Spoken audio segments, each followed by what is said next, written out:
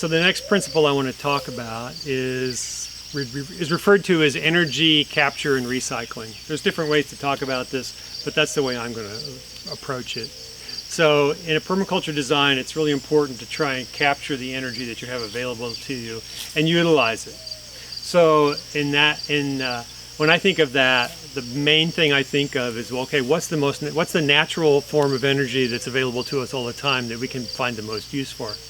And it doesn't take a lot of thinking to realize, well, that's sunlight. So the sunlight's producing, it has light and heat, and it's the heat that I'm interested in with regards to the energy capture. So obviously that relates to having perennial garden systems. So the more perennial systems you have, the more sunlight you're going to capture, because the perennial plants are going to come up early in the season. They're going to be capturing sunlight, all throughout the year, whatever they might be, rhubarb, asparagus, grass, anything like that, all your flowers, etc. Those things are all pretty easy to do. You just plant those and you're on your way. From the standpoint of living systems, though, it takes a little more thought. And I noticed that there aren't so many people who really apply this principle in terms of their houses. And I've never quite figured this out why they don't do it. Maybe it's just because it's not a concept that the builders think about. But it's the first thing I think about when I think about building a house or constructing the design of my house. I want to be able to capture and utilize the sunlight. And I mentioned in the previous section about trying to block the sunlight on the east and west sides of the house, so I can keep the house from being so cool and try to block the wind in the winter. But on the south side of the house, I want to be able to catch the heat in the winter and not catch it in the summer. So this is summer now, middle of August, and the tree here that I mentioned in the previous discussion on relative location is doing exactly what I just said. So this tree is blocking the sunlight from the sunroom in the summer now. You can see this tree happens to have really big leaves and does a great job of blocking the sunlight in the summer. An interesting thing about this particular tree, this tree drops all of its leaves because obviously it's deciduous, and because the leaves are so big, there aren't nearly as many branches that you might see like in a maple tree, for example, some maple trees. So when it drops its leaves, it actually has a lot of open space where the light can come through and come into the sunroom in the winter and heat the sunroom up. And there's days when there's a sunny day, maybe in December, with very little wind, maybe the temperature gets down to like 15 degrees, 20 degrees Fahrenheit, this room can actually heat the whole house sometimes. Not normally, but once in a while it's like that. So the room can bring in a lot of heat in the right conditions if it's designed properly. So this particular tree, like I say, plays an important role in that. But I also want to talk about how the room is designed a little bit, so you can get an idea how you have to design the room in order to maximize the sunlight gain and block the sunlight in the summer. So another example of energy capture and energy utilization has to do with the way our sunroom was designed. And this is really just a passive solar design. Since I have the example here, I thought it'd be good to talk about it. So it all has to do with the angle of the sun at the shortest day of the year, and then of course the angle at the longest day of the year, which is generally straight overhead.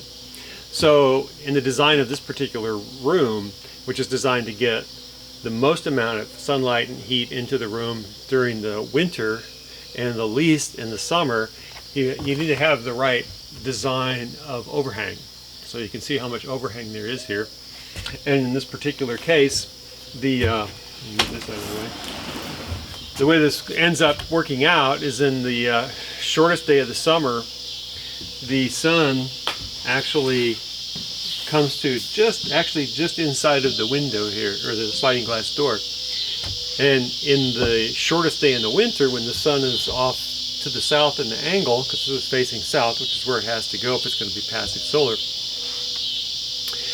the light goes in, and it actually goes in all the way into the wall on the other side, inside the room, which is about, I think that's 14 feet, all the way to the other side. So it brings a lot of heat in when you want it, and none in when you don't want it. It doesn't mean it doesn't still get hot in there in the summer and cold in the winter, cool in the winter, but it makes a huge difference. Also, you have to have the right kind of glass. So there's a particular glazing design that you have to have with the glazing in the double pane. I think it has to, if I remember correctly, it has to be on the inside of the glass. And that allows more heat to come in and less heat to come out, because the other issue with this kind of a design is you don't want to be losing your heat in the winter. So a lot of places, most windows you'll see these days in this latitude, where we're at about 40 degrees, maybe a little less, you'll see a lot of heavy glazing. But that defeats the purpose of a passive solar room like this. So it's something, if you were going to do something like this, you have to think about it. Well, one of the most interesting things that I ran into in terms of, we replaced the glass doors here about 6-7 years ago. And I knew that I needed to put in the right kind of glass. Initially I had clear glass, which let a lot of heat out in the winter time, back when he originally designed the room, and that didn't work out so well. So I wanted the right kind of glass. I went to the lumber yard where I bought the doors. They had no idea. So they told me, well, contact the maker of the door. I called the maker of the door. They had no idea what kind of glass I was supposed to have. And I'm thinking, well, wait a minute, this is kind of crazy, because passive solar I thought was an important thing. Although I rarely see people embody it in their house and into the design. They finally told me, they says, well, you got to talk to the glass maker. Really? I got to go all the way to the glass maker. So I called the glass maker, and they said, oh, we don't know. You have to talk to the engineer who designs the glass. I'm like, my God, you got to go this deep just to figure out how to get the right glass for a passive solar design. And I talked to the engineer, and he told me, oh yeah, you need this type of glass. This is the one. And he told me exactly what I needed. And I said, my God, this is ridiculous. Nobody knows this. He said, well, we only sell much of this like in Colorado, where people have a lot of sunshine and then they build passive design. And I thought, oh my God, that means nobody in the East Coast and the West Coast, East Coast and in the central U.S. uses this type of design, and I guess not. But to me, it makes perfect sense to do it this way, because it really does save a lot on our heat bill in the house in the winter, and we still have a beautiful room to enjoy in the summer. So just another example of trying to capture energy, but this time not with plants and such things. Particularly in my yard, it's mostly plants, but this is an example of where anybody could do this, really, as long as you have a house. So just wanted to point this one out.